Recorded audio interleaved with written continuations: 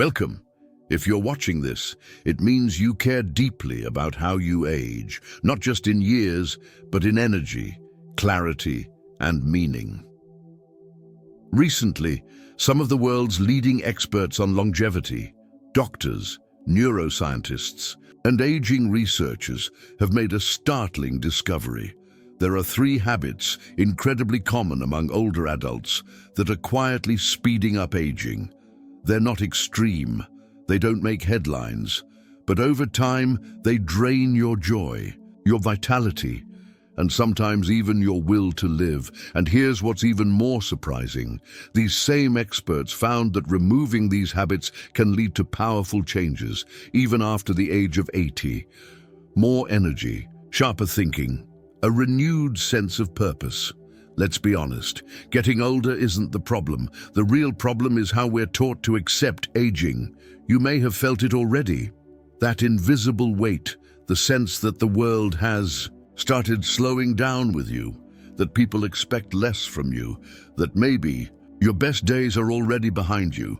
But here's the truth, the most meaningful years of your life could still be ahead. This video isn't about miracle diets or fitness routines. It's an invitation, a moment to pause, to turn inward, and to finally let go of the habits that no longer serve you. Because once they're gone, what's left is space. Space for laughter, energy, clarity, and peace. You've lived through storms. You've endured more than most people will ever understand. You're still here, and that means something. So today, I'll show you exactly which 3 habits to let go of and how. The path forward isn't complicated, but it does take one thing, the willingness to believe that life can still surprise you. And if you're watching this, that willingness is already inside you. Let's begin. What you're about to discover might feel simple at first glance, but don't let that fool you. The truth is, aging well isn't about doing more. It's about doing less of what holds. You back doctors and researchers who study people living vibrant, independent lives into their 90s and beyond. They've noticed something remarkable. It's not just about genetics, not even about wealth. It's about daily choices, quiet behaviors. And often, the most powerful change begins with what you choose to stop doing. Today, you'll hear about 3 specific habits that many older adults carry for years, even decades, without realizing how much they're costing them.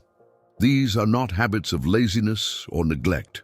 They're patterns that were often built over time, through survival, stress, and routine, which is exactly why they're so hard to notice and so important to release. Because here's the most important part. If you recognize any of these habits in yourself, it's not a failure. In fact, it's the opposite. It means you're still aware, you're still growing, and most of all, you still care. That awareness, it's rare and it's powerful. So as you listen, I invite you to do something brave. Don't just nod along. Don't just agree. Ask yourself honestly, do I still want this to be part of my life? And if the answer is no, then let this be the moment.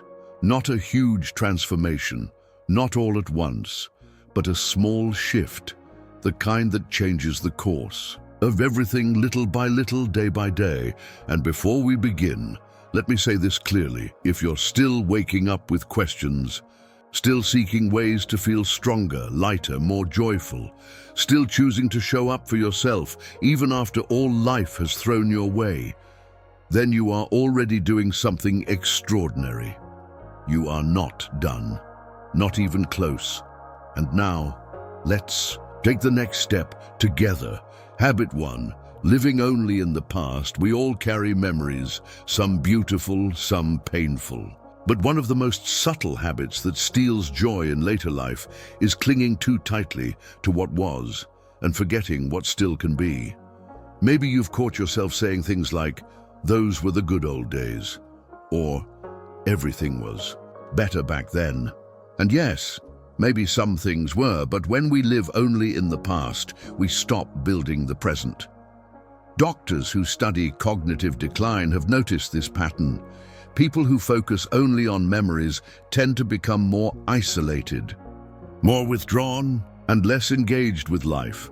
But here's the hope. The brain doesn't stop growing. Even at 70, 80, 90, you can still create new joy, new purpose, new connection. Break this habit by starting small. Ask yourself once a day, what is something I can still create today? It could be a phone call, a short walk, a journal entry, anything that reminds your brain life isn't over. It's still being written. Habit 2, apologizing for needing help. You've spent your life taking care of others, providing, working, sacrificing. So now, when you need help, even with simple things, a strange guilt can creep in.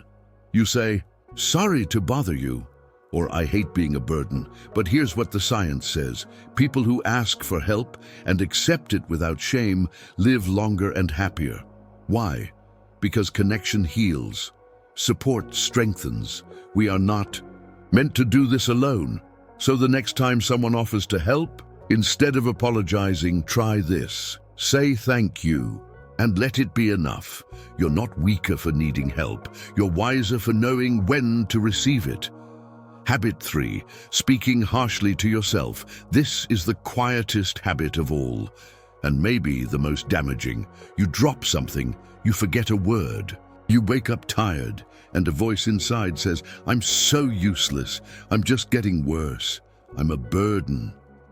But that voice, it's not telling the truth.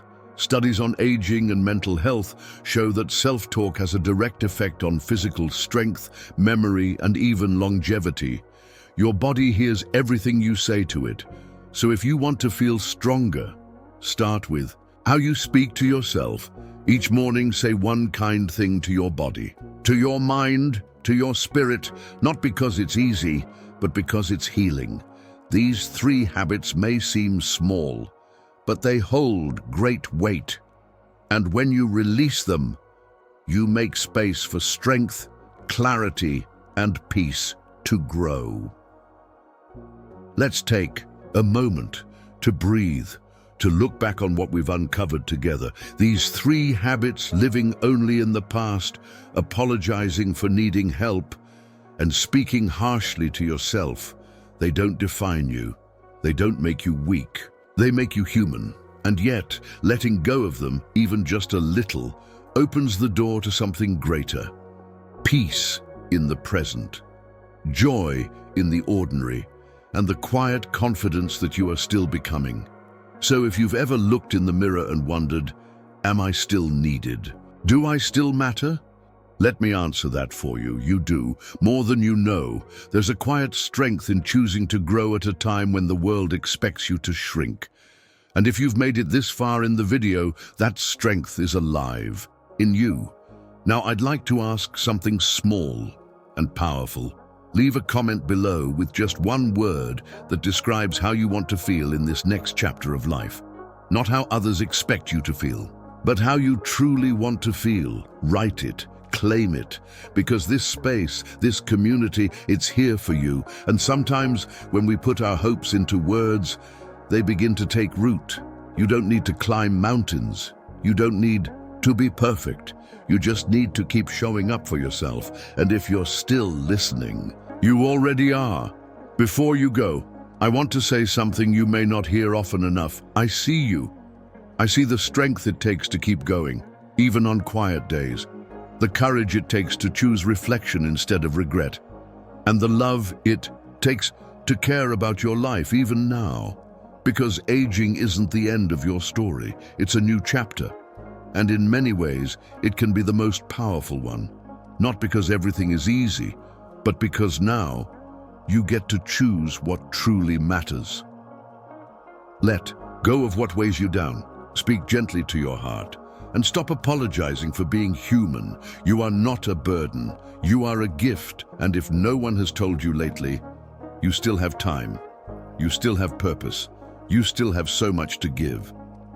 So here's my final invitation. If you felt even one spark of truth in this video, share it with someone you love, someone who may be carrying the same silent weight, someone who needs to hear, just like you did, that it's not too late. And before you leave this space, take a moment, go to the comments and write, "I'm still growing," not just for me, but for you, to remind yourself that even now, you are becoming more, not less. And if you love someone over 70, please send them this video. You never know what kind of light it might spark, because the truth is, we don't outgrow our need to be seen, valued, or encouraged. So let this be the message that lingers in your heart today. You are not too old, you are just getting started. And I, for one, am so glad you're still here. We'll meet again soon. Until then, keep growing,